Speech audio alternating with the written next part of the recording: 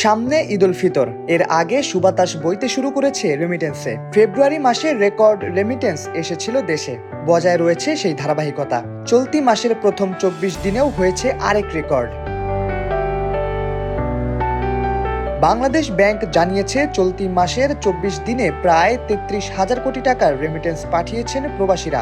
এতে করে একক মাসের প্রবাসী আয়ের আগের রেকর্ড অতিক্রম করেছে।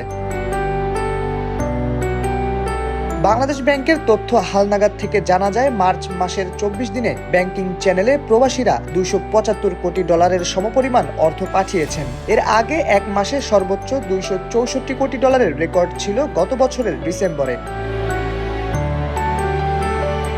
বাংলাদেশ ব্যাংকের হিসাবে 24 মার্চ পর্যন্ত দৈনিক গড়ে রেমিটেন্স এসেছে $11,45,00,000। বাকি 7 দিন সমপরিমাণ অর্থ এলে চলতি মাসে $3.5 বিলিয়ন রেমিটেন্স আসবে। ফলে মাসের হিসাবে অনেক বড় ব্যবধানের রেকর্ড হতে যাচ্ছে। চলতি অর্থ বছরের জুলাই থেকে 24 মার্চ পর্যন্ত প্রবাসীরা মোট $2,124 কোটি পাঠিয়েছেন। আগের অর্থ বছরের এই সময়ে যার পরিমাণ ছিল $1,662 কোটি। এ পর্যন্ত রেমিটেন্স বেড়েছে $461 কোটি, যা 27.70%। গত 5 আগস্ট সরকার পতনের পর থেকে রেমিটেন্স বাড়ছে। চলতি অর্থ বছরের প্রথম মাস জুলাই ছাড়া সব মাসেই বেড়েছে।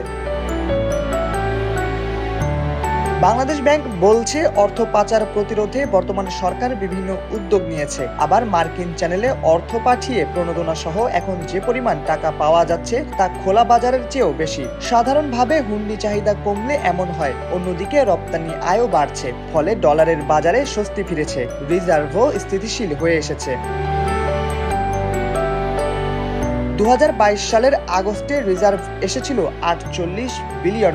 গত জুলাই শেষে তা কমে $20.49 বিলিয়ন নামে। এর বড় কারণ ছিল আমদানি দায় পরিশোধের জন্য রিজার্ভ থেকে ব্যাংকগুলোর কাছে ধারাবাহিকভাবে ডলার বিক্রি। এখন বাংলাদেশ ব্যাংক কোনো ডলার বিক্রি করছে না। শাহরিয়ার আহমেদ, ডেস্ক রিপোর্ট, সময়ের আলো।